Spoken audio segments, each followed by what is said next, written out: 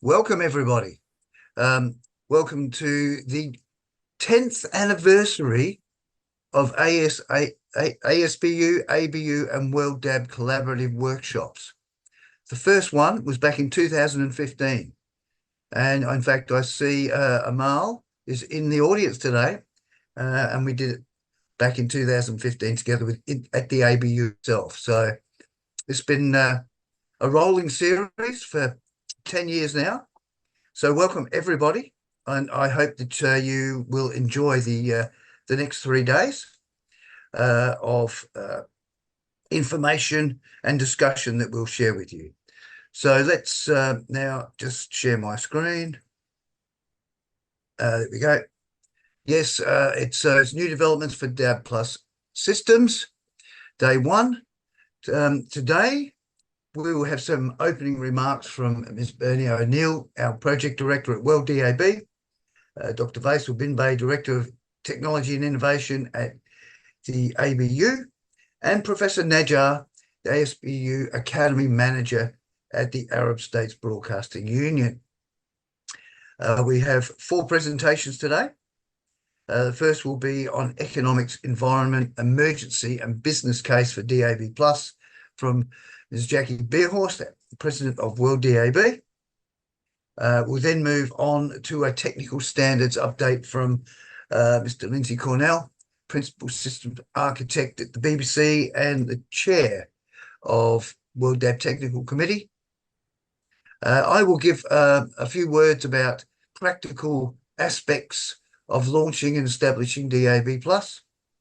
And finally, we'll have Mr. Roberto Morrow, Strategic Broadcast Services Manager, SRG SSR Switzerland, talking about the national emergency warning and how DAB Plus can play a role in that. So without any more to do, I'll stop sharing and I will hand over to Miss Bernie O'Neill. Can you please share your opening remarks, Bernie? Thank you.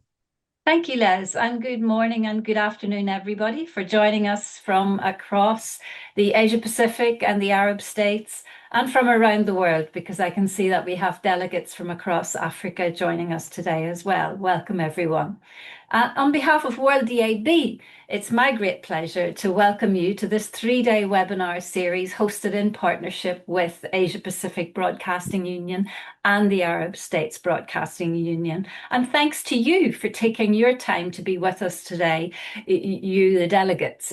Your presence demonstrates your commitment to broadcast radio's future. Radio has long been and continues to be a valued and vital communications medium, connecting communities and informing societies and enriching our cultures far and wide.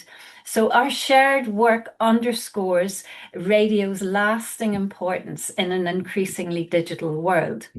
And of course, even though today this is the 10th anniversary of this collaboration, WorldDAB's collaboration with ASBU and ABU goes back many years, and we share a long-standing and strategic collaboration which we highly value. And together we've built a trusted platform for knowledge exchange and technical insights and this kind of regional cooperation. And this webinar series is a perfect example of how we work together.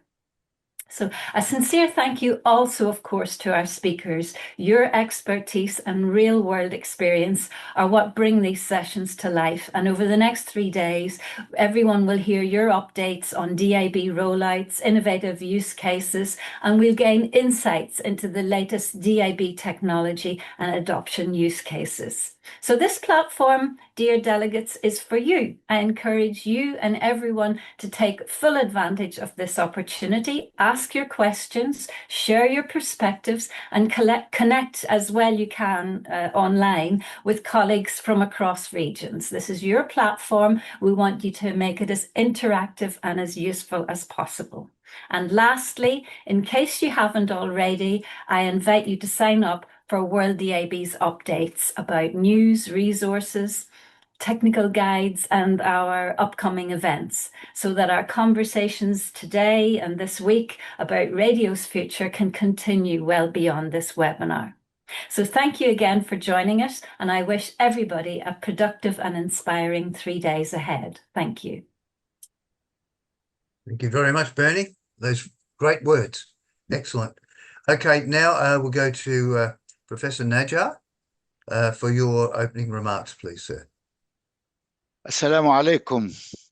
Dear colleague, partner, and friends, I am Dr. Najar, ASBU Academy Manager, and I am pleased on behalf of Engineer Abdurrahim Sulaiman, Director General of ASBU, and on behalf of Academy staff, to welcome everybody and to present my warmest greetings to all participants in this new edition of the WorldDAB webinar.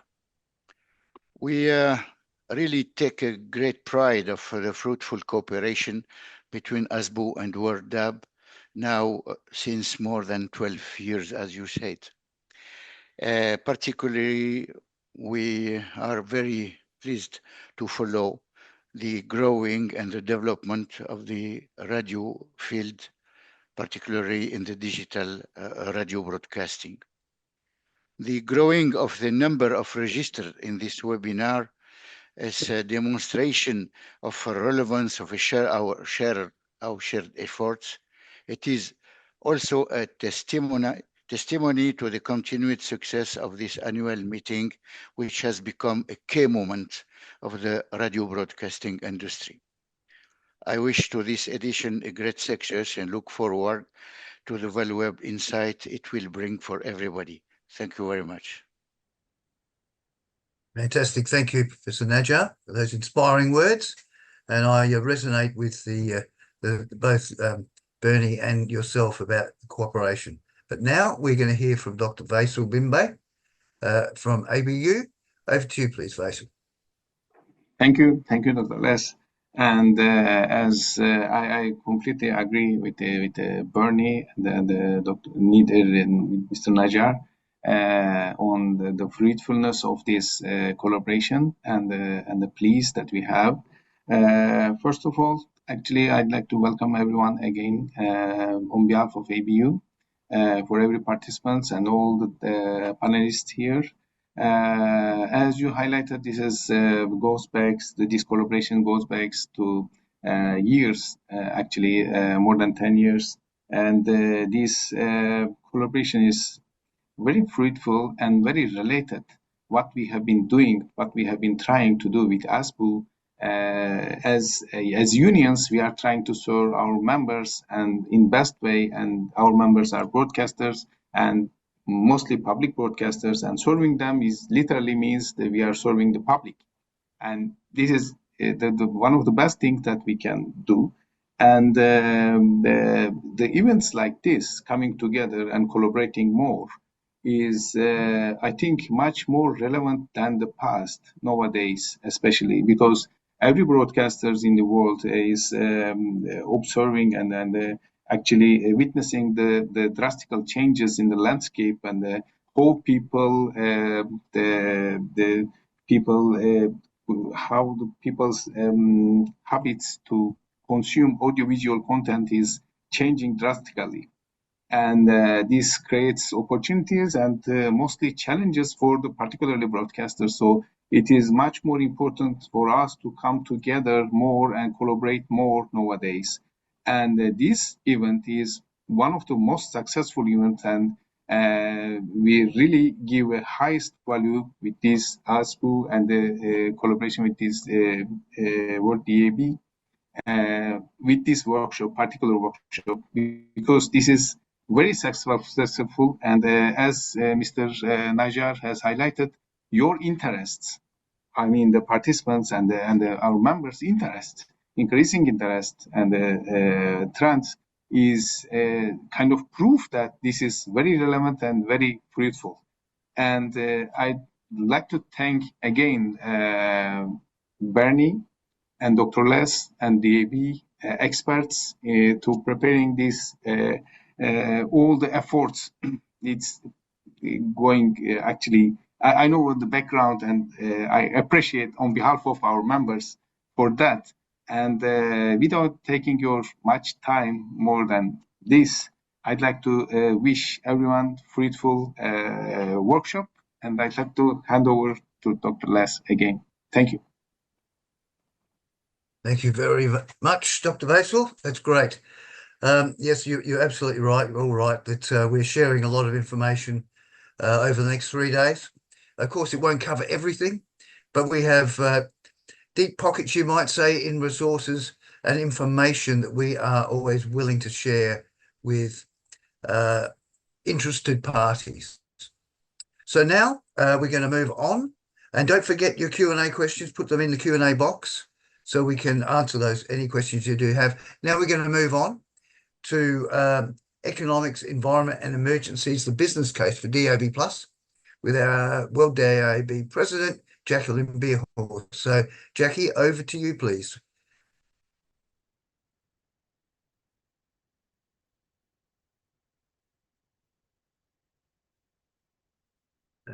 I can't hear you, Jackie.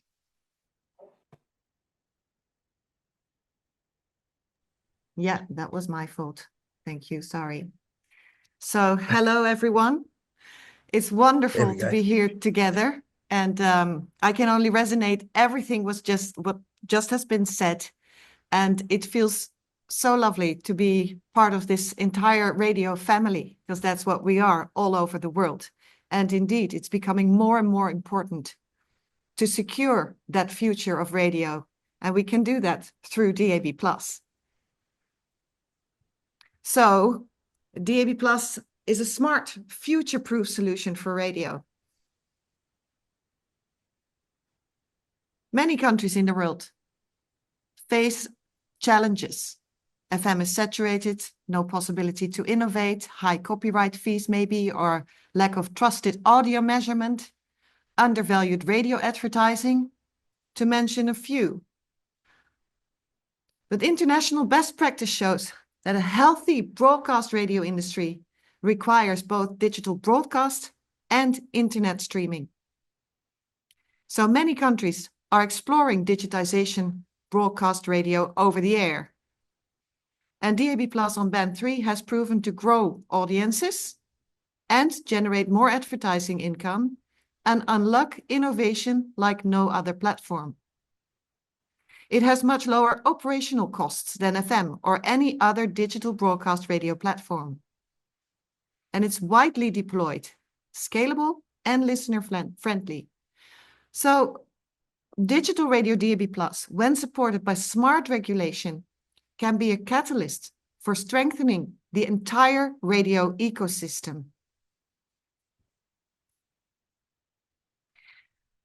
It's so wonderful that DAB now is the most used digital broadcast radio technology in the world. It's broadcast over VHF band 3, and it supports national, regional, local community services. It is especially useful for reaching large audiences at low cost without relying on mobile data or internet connectivity. And it has high quality sound, extra information like song titles, headlines, and images. And broadcast on one frequency provides 18 to 24 stations on a single transmission. And it uses less power and it's more efficient than FM. And most importantly, it is free to air. So it's definitely alive and booming. And it proves to grow audiences and revenues, which is so important in this changing environment of online listening and big tech giants wanting our share of ear.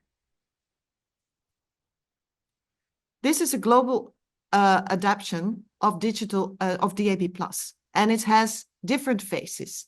Countries with regular services, trials or regulations, or with interest. And we dive in a little bit deeper. We can see it is already the core DAB digital platform for radio in Europe. So that is irreversible, and you see it take up, with Norway even switching off FM in 2017, but also Switzerland switching off its public broadcaster in December 24, and the commercial broadcasters that will follow in this year and next year, totally switching off FM. But not only there, this happens. And it's not really the goal on its own, but it's just people start listening more and more digital. So also in Germany, in the Schleswig-Holstein Bundesland, commercial broadcasters decided to switch off FM. But they all decided with public and commercial broadcasters to do it together. And by 2031, it will be switched off completely. But now it's already partially switched off by a number of commercial broadcasters. So if we look at Africa, Middle East, and Asia, we can see that they are assessing the opportunity for DAB+. Within Saudi Arabia, we will hear later even more about that, with highways filled with DAB+ and legislation, not only in Europe to get it mandatory in cars, but also there. And we can see Australia. It is, of course, a very important DAB country, but also in Indonesia and Thailand and other countries, they are absolutely into looking at DAB+ and rolling out DAB+ as a solution. If we look at the increased interest in Africa and Middle East, this figure speaks for itself. You can see more and more interest, and it's for good reasons that it is there, because we cannot solely depend on internet or the expensive FM, and therefore it is good that we hold hands as radio industry all together and do exactly the same thing all over the world, so it gets easy access to receivers or cars with receivers in it, etc. So important is that many broadcasters, whether it's commercial or public, does it really grow listeners? Does it really grow revenues? That's what we need as an industry. And we can prove that by expansion of coverage, you can grow your audiences and you can grow your advertising income. By expansion of stations, you can grow your audience and advertising income. So I give some examples of that. And by doing both, that's the biggest winner. And it can even be that you want to do a digital switchover. So you have the same audience as you had before, at least, the same advertising income, at least, or even higher. And you have much lower distribution costs. So Radio Bob is in Germany one of the examples that switched off its FM. And it was for good reason, because they started with 1.4 million listeners and now have, in a few years' time, 4.2 million listeners. What they decided is they were on FM only in Hesse, a little region, and DAB made it possible to become national. And this grew their business tremendously, but also showed, after consulting the listening figures, that FM was used so little that it doesn't justify anymore to spend that much money on transmission costs. So they decided to switch it off. If we look at LBC, a news channel that was only active in London, they also expanded to all over England.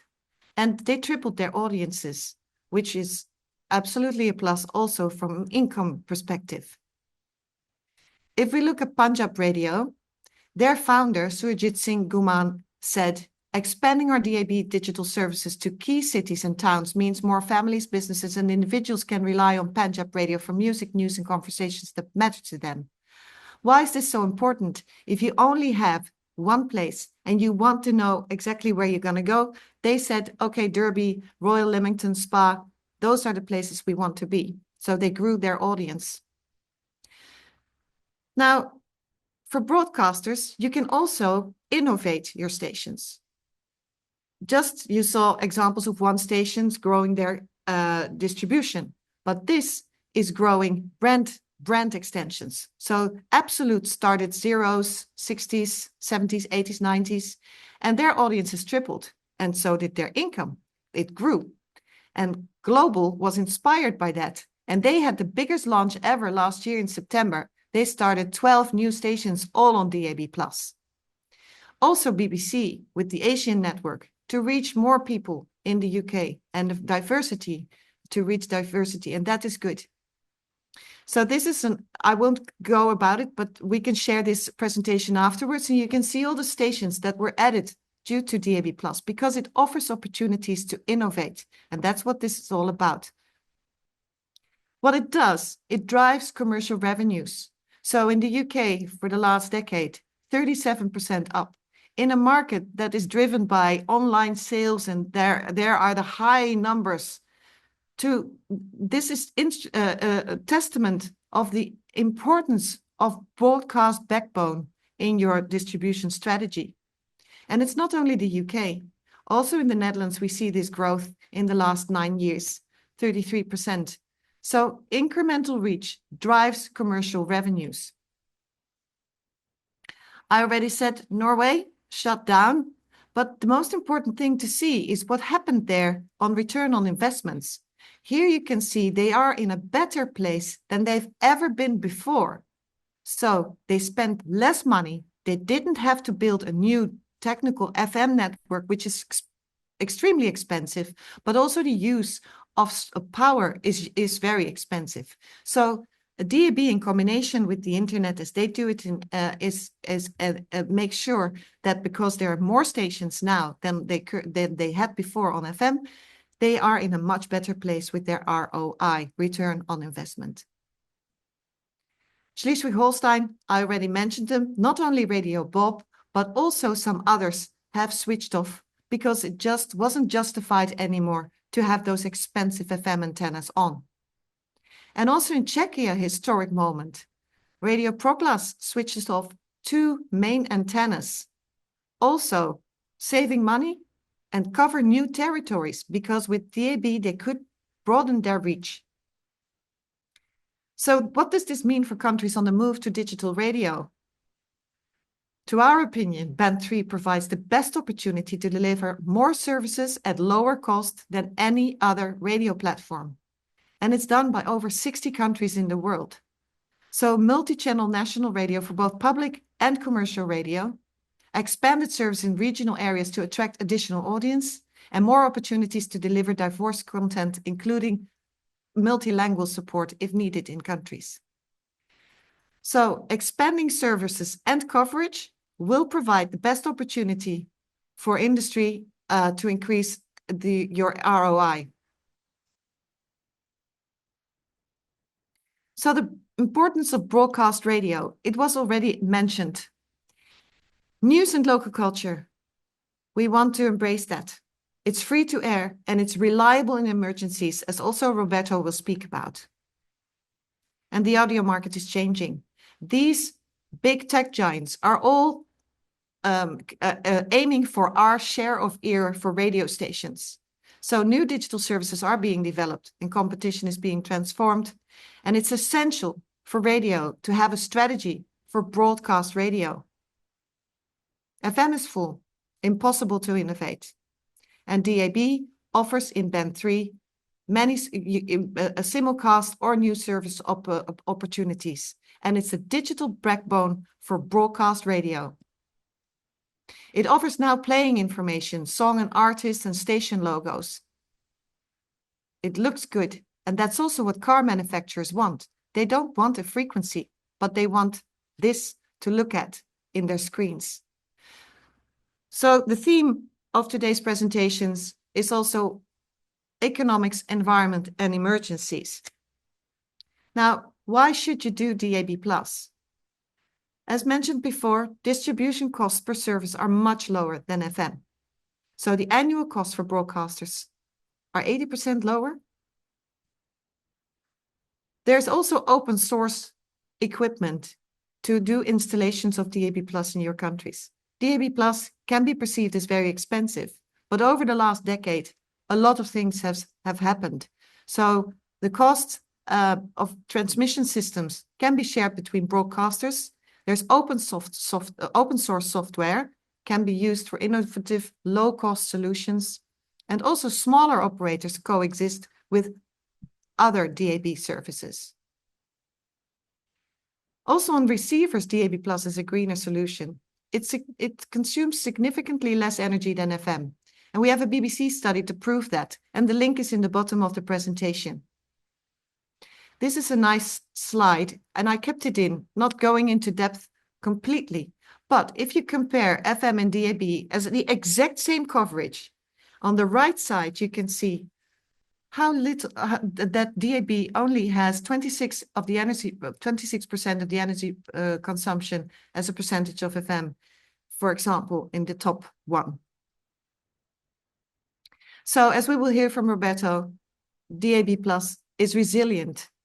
The automatic safety alert is something we developed, and it's so beautifully and enormously important, the role that radio plays in emergencies. With power outages, it is the sole source that's still alive and can inform your public what's going on. We will talk more about that in other sessions, but DAB Plus is resilient in emergencies. So listener benefits. If you compare FM to DAB+, it offers greater choice of number of services, both public and commercials, on average about 5 times. And listeners value that choice. It's just nice to know that 1/3 of the UK people listen to radio stations that were not available to them on analog radio. But most important, if we work together, we all do the same. We prevent audience leakage to third-party platforms. We keep him in our own ecosystem. It offers digital sound quality and the receivers. To date, 150 million receivers have been sold for consumer and automotive. And we have many different sorts. We have over 1,000 various from hundreds of brands, from a price from $15 onwards and higher. How governments can support radio is by making it mandatory for cars, or even further, like in Belgium, for all radios sold in the country. If you make it mandatory, it's easier to implement digital DAB+ radio in your country. Of course, it still needs communication and explaining, but if it's mandatory, it will grow on people that they have the devices to listen to it. And this really helped because in Europe, in cars, it is obligatory, and in 97% of all new cars come with DAB+, and it might even be more. So WorldDAB is the global industry forum, and although you probably already know, but I just want to repeat it. We have 120 members that we're very, very happy with, because they have 1,500 experts where we can all share knowledge on every different things, and it's from over 40 countries. We offer knowledge, expertise, and advice. We do big major industry events like this one, and we have special committees. And to take out one of a few, technical, spectrum and network implementation, but the automotive committee and also our automotive event that we just had 2 weeks ago in Madrid. It is such important work. I'm always trying to keep radio at the forefront of everything. Broadcast radio needs to stay there to keep the culture and the music and all of the things that we love of our own countries alive. And that automotive event helps doing that by big research done through Edison Research, showing the importance of keeping radio and with its button easily accessible, prominent in that car. And we've done that for a 15th time. So events, workshops, and networking, that's what we do. That was it for me for now. And I wish you a fantastic conference, and I'll be there for Q&A afterwards. Thank you.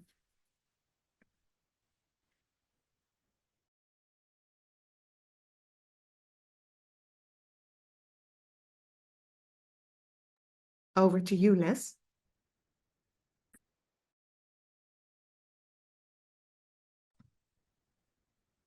Let me just turn my microphone on again. Let's helps. do that again.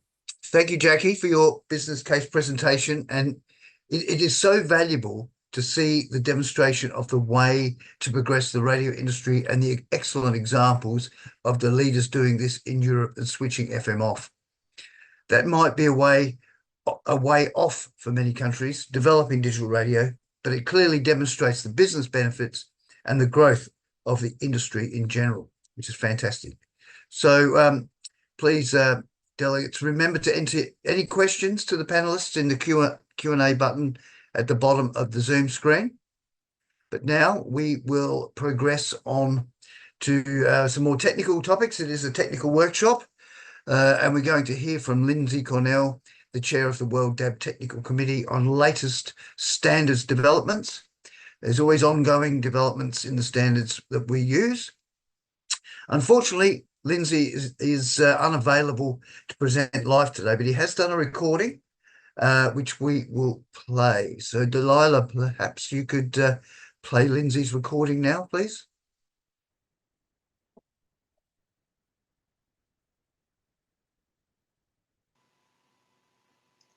Hello, I'm Lindsay Cornell, and I'm going to give you the DAB Plus technical update today. So, first of all, let me tell you about the technical committee, of which I'm the chair. The WorldDAB Technical Committee brings together all of the technology experts from across the WorldDAB membership, and we meet twice a year to connect and collaborate on technical matters, and in between we collaborate online. We discuss new ideas and we deal with any perceived problems and issues to do with the DAB system, and we maintain and augment the DAB standards. And our real goal here with the standards is to keep them stable and yet bring the standards up to date to embrace change. So in terms of those standards, let me start with saying that the core DAB standard remains stable. The first European services went on air 30 years ago in 1995, and the core modulation technology is unchanged since then. So the RF capabilities, the way that the DAB system works is just the same. And DAB Plus audio services went on air 15 years ago. So overall, we can say that the standard is very well tested and very well implemented. And there's transmission and receiving equipment existing in many, many different forms. The suppliers of DAB equipment are highly experienced. The products are reliable, they're very energy efficient. And the testament to that is more than 150 million DAB receivers in daily use around the world. So in terms of standards, ETSI has published a revision to TS 101756, which is the register tables. Main changes to include a new regional text profile for African languages, but it also includes a reformatting of the tables that contain the ECC country codes, and that fits with the designations created by the ITU-D for the different broadcasting areas of the world. Now, coming to talk a little bit more about text handling, and this is a topic which I've covered in previous webinars as well, but essentially just to build on this addition of the Africa profile, text profile, bringing the total up to 5. So we already have the ASBU text profile, which includes Arabic and obviously the complexities of having right to left script presentation as well as left to right. We also have a Thai regional profile for Asia Pacific region. So additional regional profiles can be defined, and we will work with you as WorldDAB to coordinate with the broadcasters and industry representatives to create new text profiles, and these can be referred to in national standards for receiver compliance and so on, and that has happened and helps with making sure that the receivers that are on sale match with the expectations of broadcasters within a particular region. Now, talking about the current technical committee activities. So first of all, we have public prominence as a topic, and this really comes from the very diverse media environment in Europe, brought about by streaming of TV content in particular. It's become harder for the public to understand the prominence of any particular program or service in this huge array of different kinds of content. And so European countries have responded by introducing measures for indicating public prominence. And whilst this has mostly been on television, radio much less in focus, WorldDAB wants to be ahead technically with any measures which would come into place to cover radio services as well.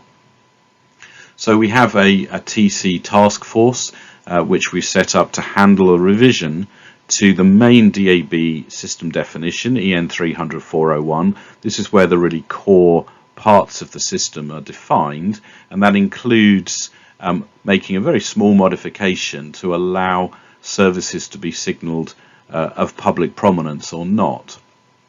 And we haven't revised the main DAB specification since 2017, but within that time period we have introduced the text labels and the regional text profiles, which I was talking about with the more complex scripts, and we've also introduced the emergency warning system or the ASA system.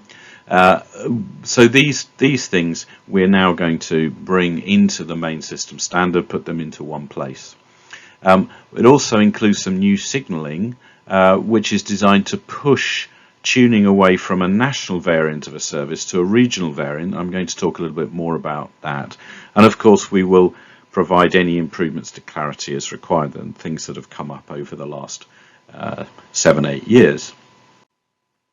So talking about this idea of push to local, it really comes about because digital radio networks are not exact replicas of analog radio networks. So often what we have is popular analog services joined by new digital-only services, and broadcasters want to keep their analog listeners and grow the time that they listen to radio and to their particular broadcast with new service variants.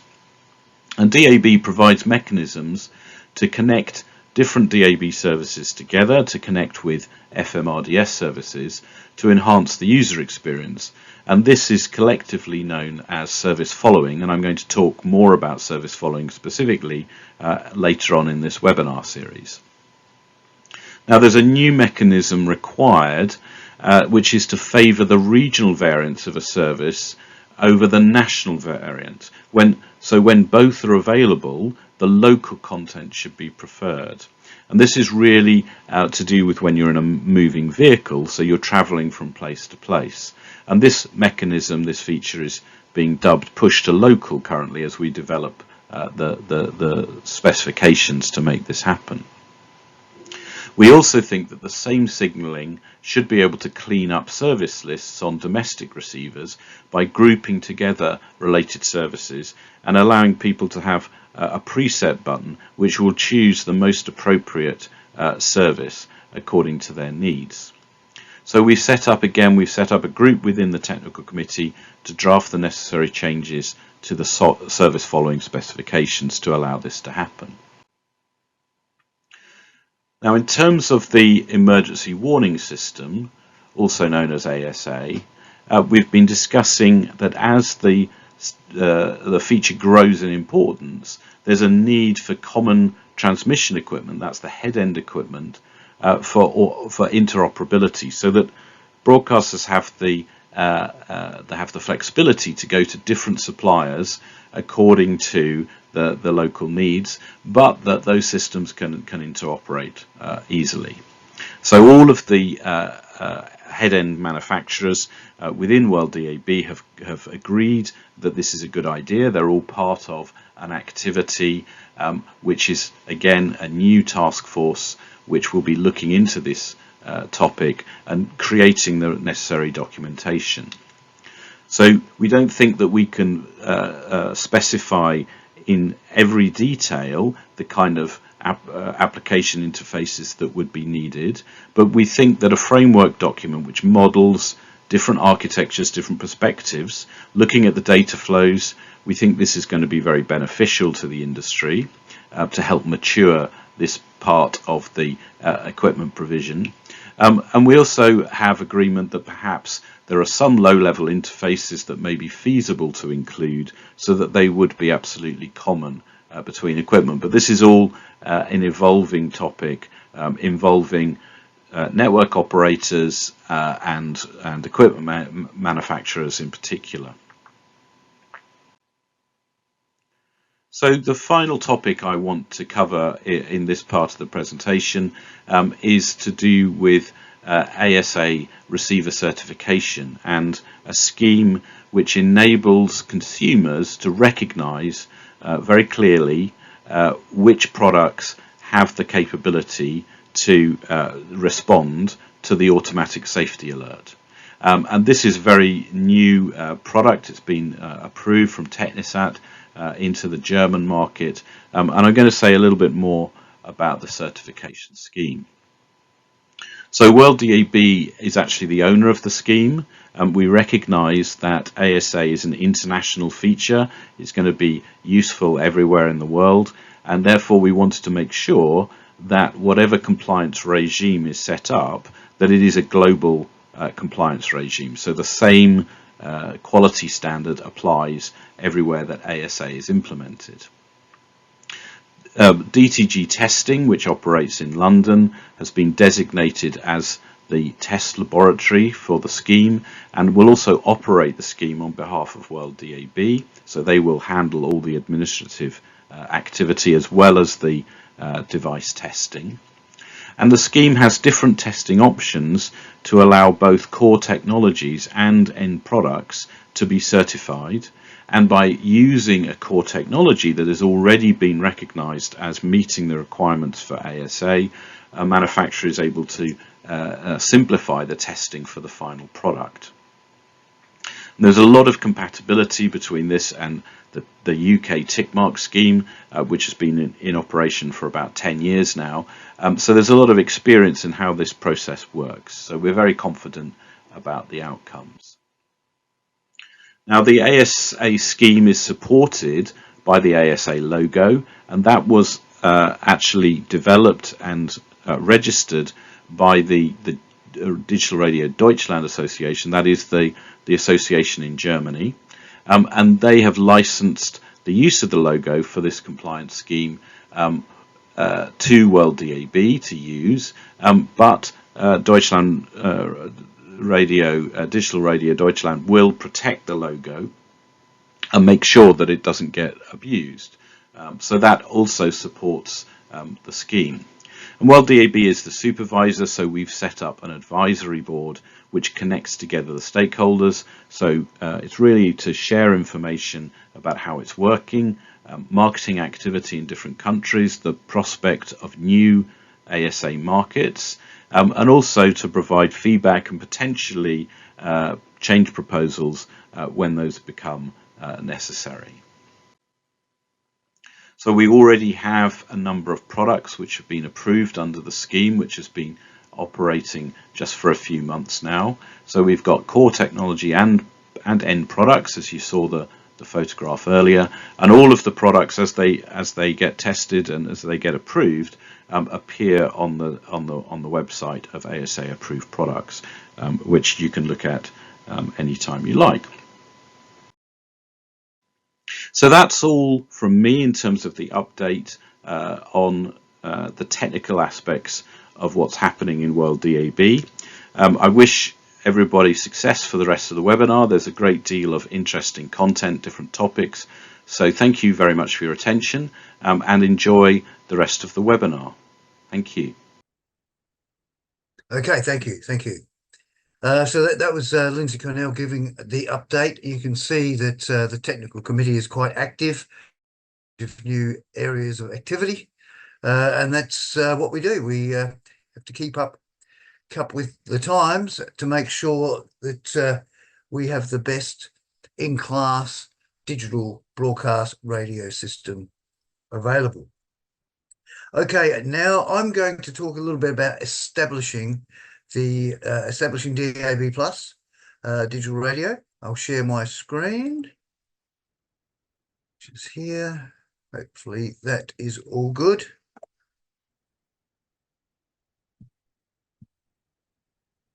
Okay. So, excuse me, just one sec.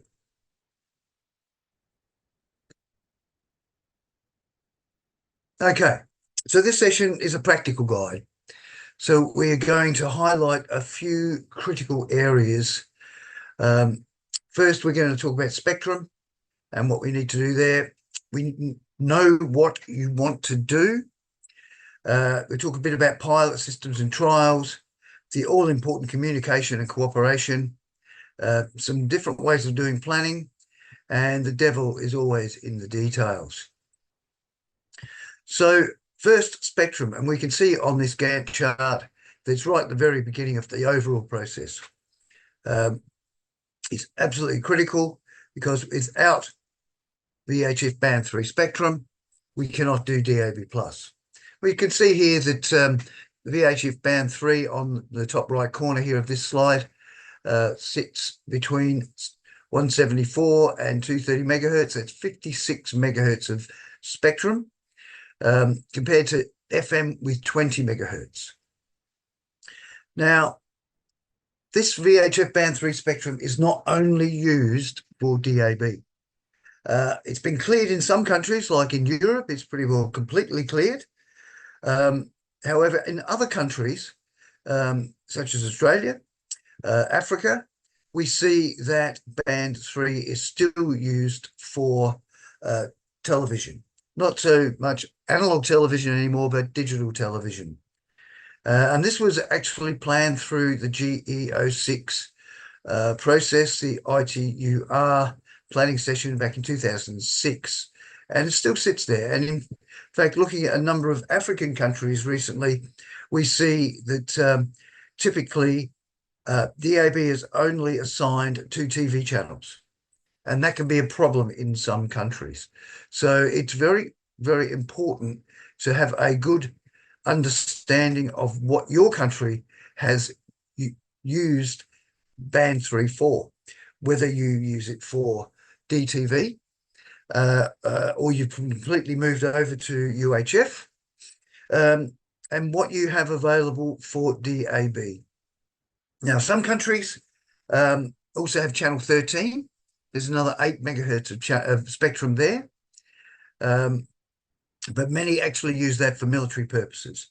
So there's quite a bit of work just to do up front at the very beginning of that whole investigation adoption process within the overall planning process.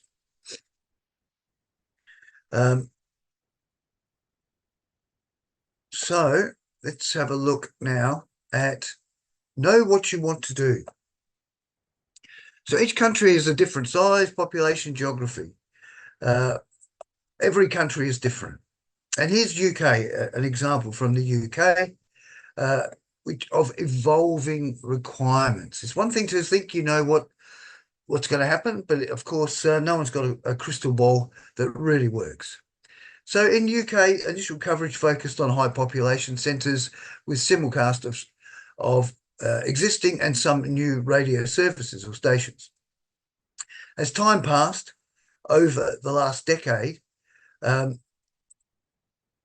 number of new services were established, and we can see here in 2013 establishment of a lot of local area broadcast across the UK, and now we see hyperlocal as well.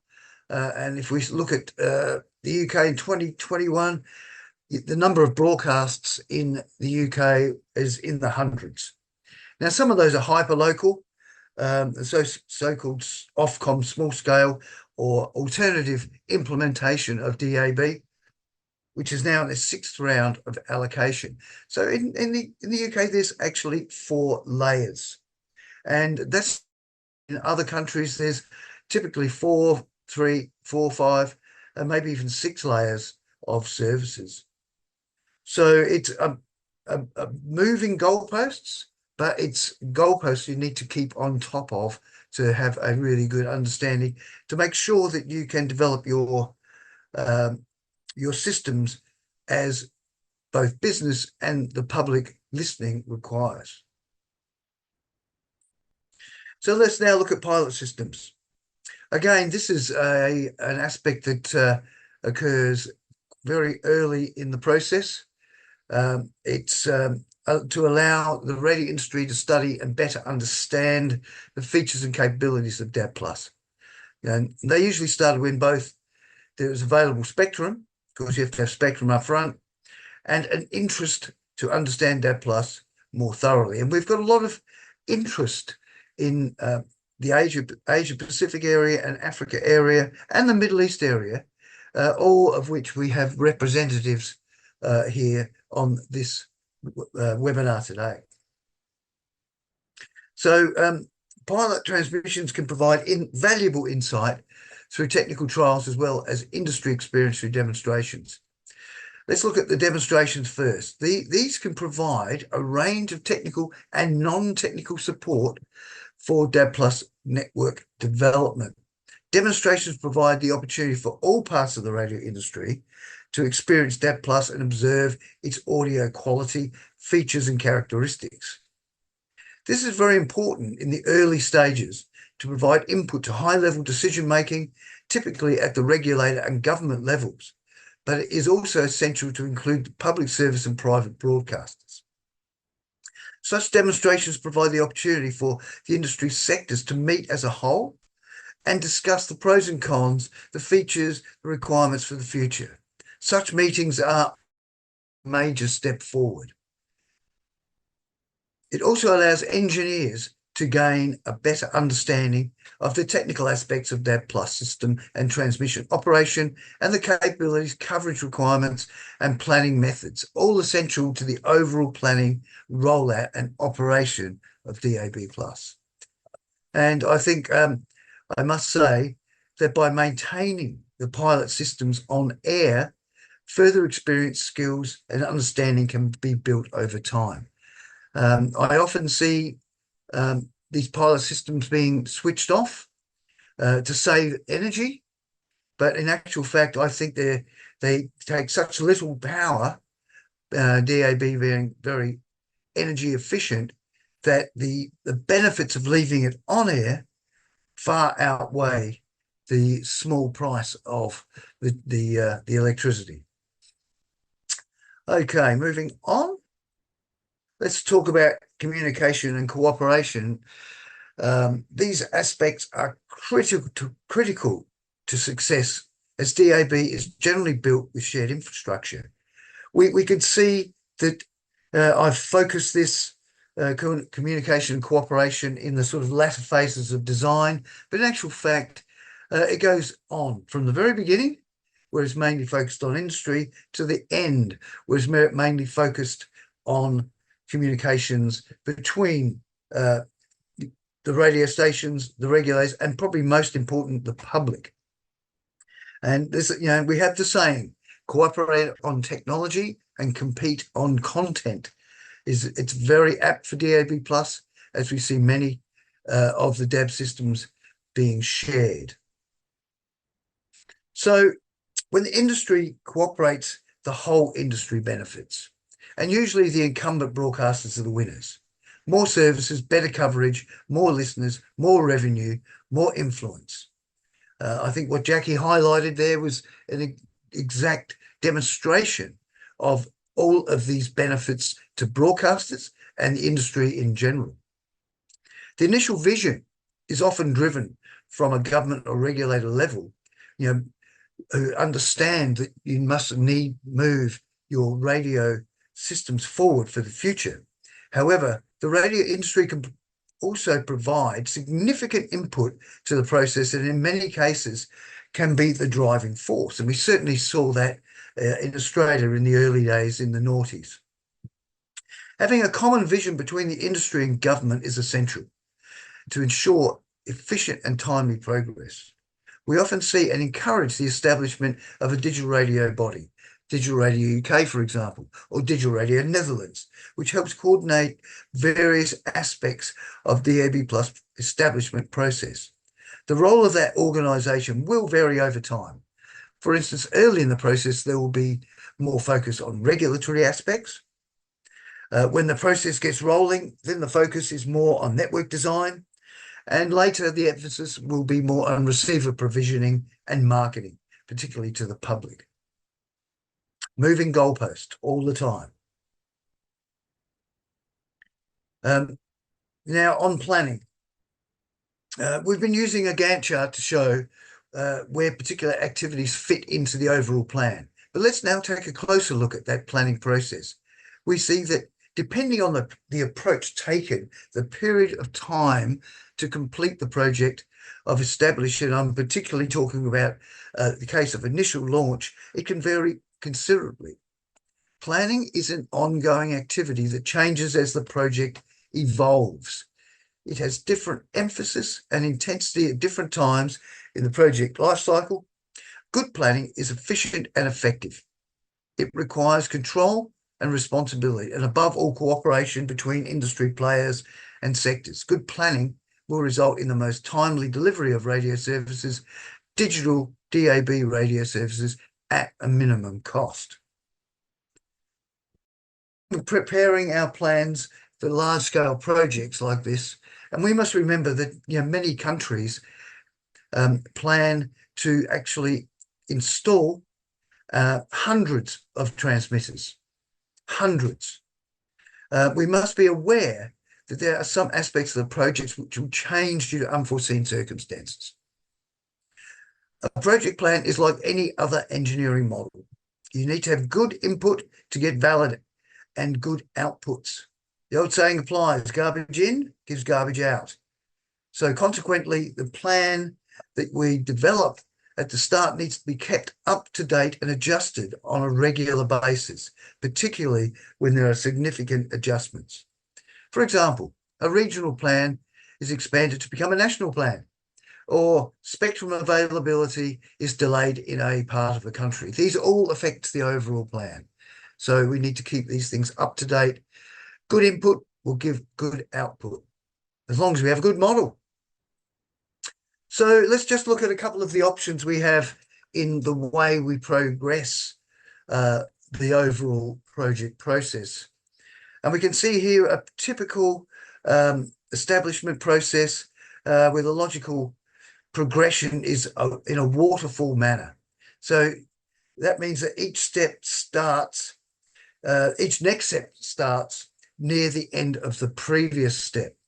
It's a pretty old methodology. In some cases, we see some parallelism, particularly with licensing, which once policy and processes are established, is then used to issue licenses for spectrum systems and content provision. So let's walk through this a little bit. These are the major steps that we need to go through. We talked a little bit about initial investigations and research and the need to ensure we have VHF band 3 spectrum. We talked a bit about pilot systems and trials, and moving on to regulation and licensing policy before actually doing that licensing, and then compliance. We then move on to high-level planning and cost analysis, detailed design and tendering, and finally into rollout, and then launch and operations, with rollout and operations having some parallelism. And there, we see that parallelism towards the end of the overall process. However, we can gradually increase the coverage area and the population footprint, usually through a set of rollout phases. While the waterfall approach is safe, it is also time-consuming and not cost-effective, as it takes many years to get to the initial launch, and often with staff turnover, relearning of system details, and sometimes policy changes. Not very efficient. Now, we can speed up that process by adopting a more parallel approach. This Gantt chart shows the same typical steps, but they can be taken in a partially parallel manner. Here, there is a significant overlap of the steps in time. For example, we see technical trials or pilot transmissions can be established long before research and investigations are completed. Early investigation activities include study and understanding DAB technology and planning, while later there's more focus on standards updates and policy areas. ongoing. We see that trials can continue in parallel with regulatory policy and licensing development. Indeed, it is usually valuable to keep the pilot transmissions on air until they are turned into the first active transmissions of the initial service launch. In this case, we wish to complete the licensing process and make it available for use before detailed design is complete. This make sense as the rollout across the country can take many years. When the targets and processes required to get to launch are agreed, then there is a much lower risk to undertaking such activities in parallel. Indeed, the highest risk to launch time is delay in obtaining spectrum and equipment licenses before publishing equipment tender documents. We see that when having the license process available for use is a critical milestone in that overall process. Okay, so that's good to have some parallelism. You know, we can push this plan to the limit where we wish to implement DAB+ as soon as possible. In this case, the Gantt chart shows the accelerated steps for the overall establishment process, where we maximize task parallelism in order to minimize the time to launch. Each step has a set of prerequisite activities within the previous step to allow it to start. We also know that a task contains many subtasks and threads of tasks. Many of those threads are relatively independent and can start once their prerequisites have been fulfilled in the previous step. If we can plan to this level of detail, we can take advantage of parallelism to minimize the time to launch. We must also be aware, however, that the establishment process costs money, not only for equipment and network design and construction, but also for the resources required in regulation and overall organization. In this respect, we recommend the establishment of that champion body to assist the industry to undertake those common tasks. We use this highly parallel approach. All stakeholders need to have a common vision and confidence that the correct results will be achieved. For example, we see here that the network planning, costing and design can occur in parallel with the regulation and licensing policy. In many countries, this will be seen as a courageous move, as allocation of funding for those development activities can be dependent on agreed regulations being realised. So trust and transparency are essential in this case. I'm not saying it's easy to do this parallelism, but if you can pull it off, it will minimise the time to launch and the cost to get there. Okay, let's look at a few details. Here's just 4 little areas I'm just going to touch on briefly. Know the agreed requirements. We need to know and agree the targets are, what the targets are. The requirements for DAB+ network need to be clear for both the short term, that is the initial launch, as well as the long-term eventual rollout. Sometimes the requirements are also affected by the available spectrum, as when spectrum is limited, it impacts the number of services that can be delivered and the way that the DAB transmission networks are designed. It really does make a big impact on that design. Regulatory framework. This needs to be developed in a way which will foster radio industry development. Radio is not a cash cow. It is an essential service. Countries who understand this develop DAB+ in a more practical, holistic and affordable way. And I think we've seen many lessons learned in Europe, which some of the countries which are now doing their actually developing DAB+ in Europe, like Spain and Portugal and Ireland, are making use of those many lessons learned to try and move forward a bit quicker than some of the predecessors. We need cost optimization of the network design, ensuring that transmission sites are designed for minimum total cost of ownership whenever possible. This often results in larger antennas to offset cost of energy in the long term, although some sites will have fixed aperture available and may not be able to achieve that minimum total cost of ownership. This is a topic that I talk about in some detail in the forthcoming second edition of the WorldDAB Establishing Digital Radio ebook. Marketing is also an essential part of DAB Plus establishment. Without marketing, listeners do not know about DAB or its benefits. This needs to start before launch and continue well past the launch date. An example from Australia just 2 weekends ago, I was in an Uber coming home from the footy, and it was a new Toyota Camry, and the driver was listening to FM. So I asked him if he had DAB+. He did not know what DAB+ was after 16 years after launch. This seems to say that a bit of marketing might have been useful. So anyway, I showed him the station list, and he was delighted to see all the extra stations, including SBS Pop Desi, which is an Indian-focused service from SBS. He was very happy, as he was from Bangalore in India. So he actually found a station which he was really interested in that was only on DAB. Just demonstrates the need to keep the message moving.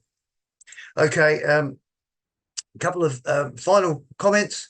A shared vision on how DAB will benefit a country is a great starting point. If you can do it, that's fantastic. Really important. Communication and engagement, trust and transparency. Not always easy to do, but if you can get it done, it really helps. Develop knowledge, share it and maintain it. Too many times we see people move on to different areas and information is lost. And of course, collaboration on engineering, compete on content.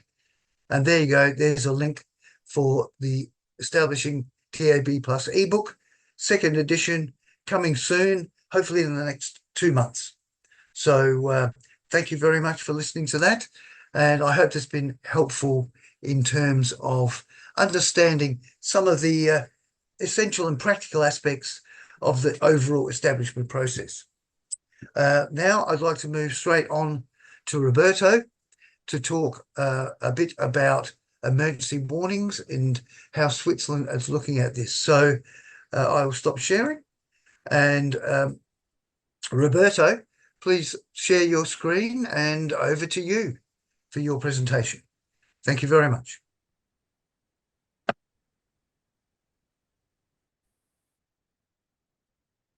Thank you, Les. Can you see my slides? Yes, all good.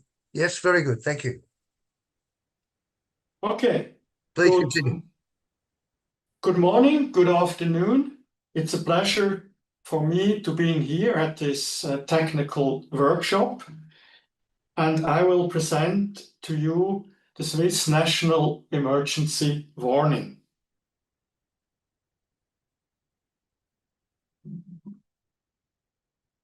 So, I will start with potential incidents on national level. Mainly in Switzerland, we have natural incidents like stormy weather, floods, or landslides, as you can see on the right-hand side, national blackout, pandemic, or even a nuclear incident could happen. We have also regional incidents like regional electrical power outage, regional natural incidents, landslides, or even fires. And in all these situations, the Swiss public broadcaster SRG SSR is obliged to inform the citizens immediately, independently, and well balanced. Radio stations are interrupting their programs and repeating the warnings several times. And very important is that the distribution of these radio stations is done over all channels. As Jackie has presented before, we have switched off FM. So our terrestrial network is DAB+.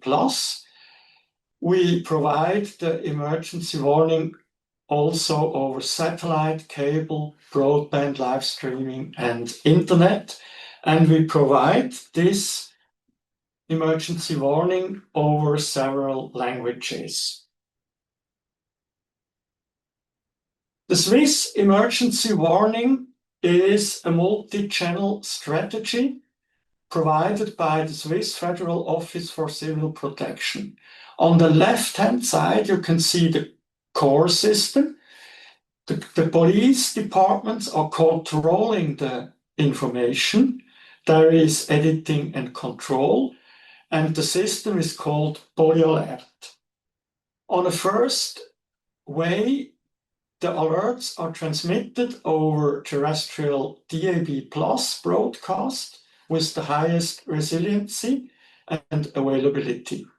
But also Alert Swiss, an app, is used mainly for fires as an official info, and cell broadcast in the mobile networks will be introduced in the next years. The third way is to use a multiplication over partner channels. Now I would like to go a little bit more into DAB+. Why is DAB+ so resilient? As you can see, there is a global chain from the left-hand side, from the authorities to our studios, to the corporate network, the playout, and of course, the DAB+ network and the receiver. Everything is resilient, is redundant, is emergency powered, and is of course tested. So it works. This is what we know, and this is very important. The emergency power is quite high. We provide in a Swiss blackout, we provide an indoor coverage of up to 96%, an outdoor coverage up to 98%. The system is very high autonomous. We can provide more than 10 days from the studio to the network, to the playout, and to the broadcast transmitter. The benefit of DAB+ is it includes all our radio programs, which was not the case with FM. And we are going to use, and this is very important, the highest error protection level, EEP 1A, in case of an emergency.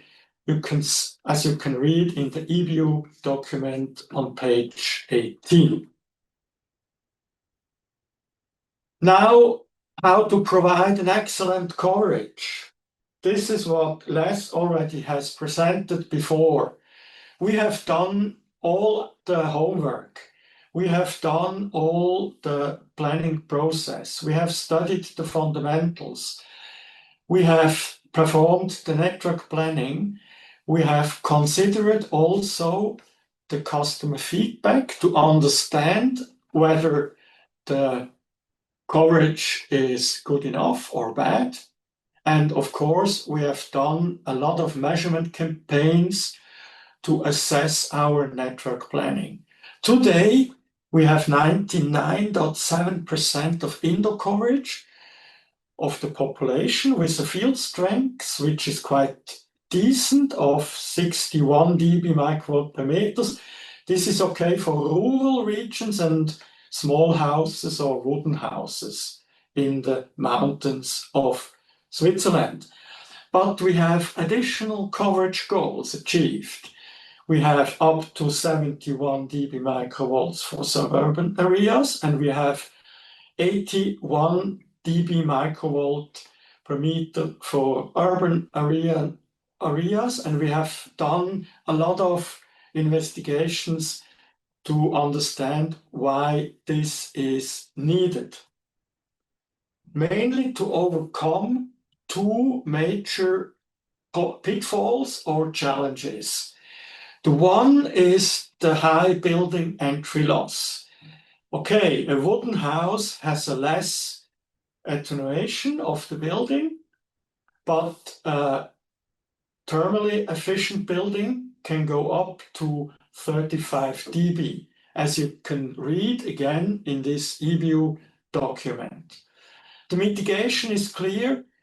We have provided more signal from the very high tower sites. This is, of course, you have to understand the frequency planning, you have to understand the regulatory issues as well. But this was done, and this was done also cost effectively. The second challenge or pitfall is the man-made noise. This is especially critical for small signals, for the indoor reception, and of course, if you have a high building entry loss. The mitigation, again, is more field strength, as I have said, to provide very high tower sites, as you can see on the right-hand side, but also to make aware the citizens and the listeners about such interferers. For example, to explain why a TV screen or a PC screen has to be minimum distance of, let's say, 2 or 3 meters from the DAB receiver, and why 1 meter is too close. This is very important to understand. Having said this, we have now an excellent DAB network, which is resilient. And the outlook is, as Lindsay has also presented, the automatic safety alert, which will make our network even more excellent. We have showcased this ASA, this automatic safety alert, in May at the Swiss Dealer Convention. And as you can see, the interest was quite high. So we tried to go further, and we tried to introduce ASA in Switzerland. Mainly because of these functions. The main function of ASA is the geofencing, where we can define the location where the alarm is provided. Then the alert itself, a spoken announcement through the radio station, of course. The wake-up function, which happens in the geofenced area only, in order not to disturb other people, which are not to be warned. The synchronization, the switching function, to switch from any radio station to the radio station which provides the emergency warning. And at the end of the day, dismissing. If a listener has already received the alarm, he can suppress further announcement. So that was the Swiss emergency warning. I would thank you very much and wish you a pleasant technical webinar again today and this week. Thank you. Back to Les. Thank you very much, Roberto. It's really pleasing to see the progress in Switzerland and how you've really embraced DAB to create a very healthy and advancing radio industry in Switzerland, a model to many countries around you. So that's fantastic. Thank you so much for your presentation today. Okay, now we move on to Q&A. I will take a question here, and I'll open up to our other panelists if they want to say anything as well. The question is from Arno Damiba. In the DAB establishment process, at which point estimation of devices availability at affordable price for population is made? This is a critical issue. Well, I absolutely agree with you. It is a critical issue. We are very fortunate that the volume of sales now, as Jackie pointed out, is over 150 million devices in domestic and car receivers. So we've now managed to get the prices of new products, domestic products in particular, down to around $15. In some cases, they can even be lower than that. And of course, as high as you like. If you want a gold-plated receiver, you can have a gold-plated receiver. If you want integrated other functionality, you can have that. That's why there's so many models. Maybe I think we say 1,000 models from over 100 brands. So a lot to choose from. However, as looking at the process itself, really you want to look at, if you're starting to look at DAB as a digital radio solution for your country, you will look at receiver availability right up at the very, very beginning. And when we talked about that early research, alongside band 3 comes receivers. And it's also always very useful to know the prices and availability, the styles, availability of such devices early on, and keep a monitoring brief on that, because prices have been going down. If you asked me that question 5 years ago, I wouldn't be saying $15. I'd probably be saying 25. So prices continue to go down. Higher volume equals lower price.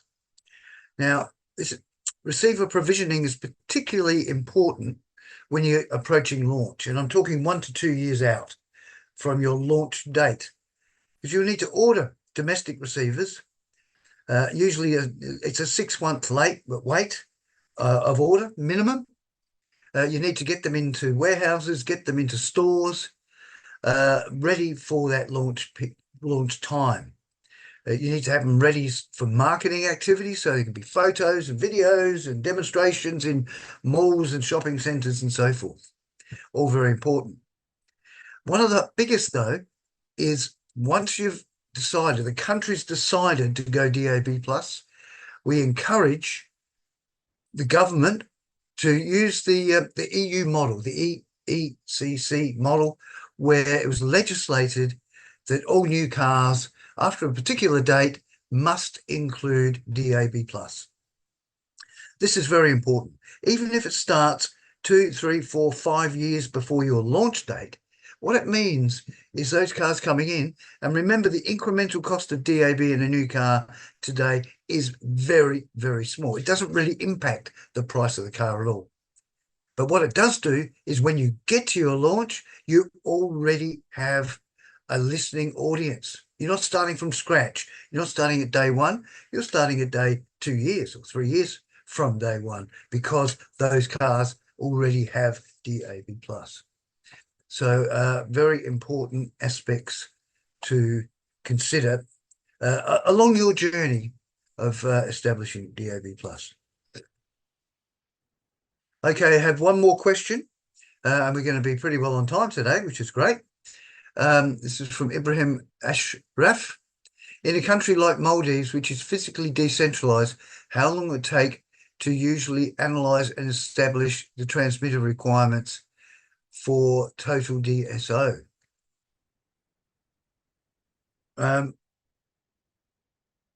Wow. Yes, well, I don't think it would take that long, actually. It's really digital switchover. It's all a matter of how long it will take to get your population up to a certain listening level. First, you have to establish DAB+. In a country like the Maldives, there will not need to be too many transmitters, probably dozens, because it's quite an island chain, but not that many, and then most of them will be low powered, so it won't be that expensive. The important thing then is receivers, as we've just been talking about, getting reception at homes, getting it into cars. So it all comes with the process, and I think starting from scratch, a country like the Maldives could actually achieve a launch in only a couple of years, given willingness in the political circles, the government, and of course the radio stations themselves. If anyone's got anything else to say on the panel for these questions, please pipe up and feel free to interrupt me, because I'm going on to the last question we have here.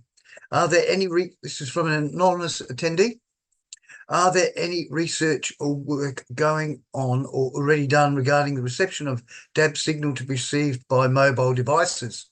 Oh, what a good question.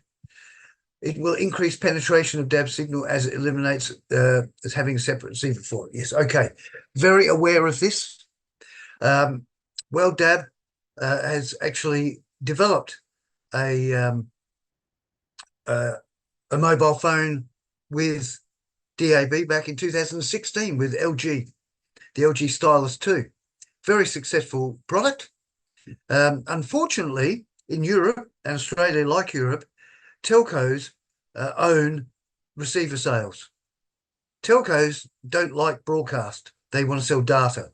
So they refused to stock DAB-enabled mobile phones. So we see that they're just not available in those countries.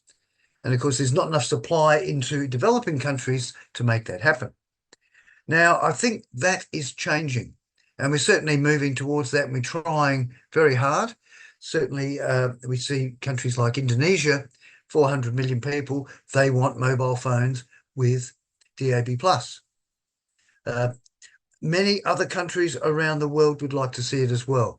And the thing that we're seeing now, a lot of these developing countries don't have the same model as Europe and Australia, where mobile phones aren't sold by the telcos, they're sold in the corner store or a specific mobile phone shop, for example, which is not associated with a telco chain itself. So there is now an opportunity to revisit that. It's not technically impossible. It's absolutely simple.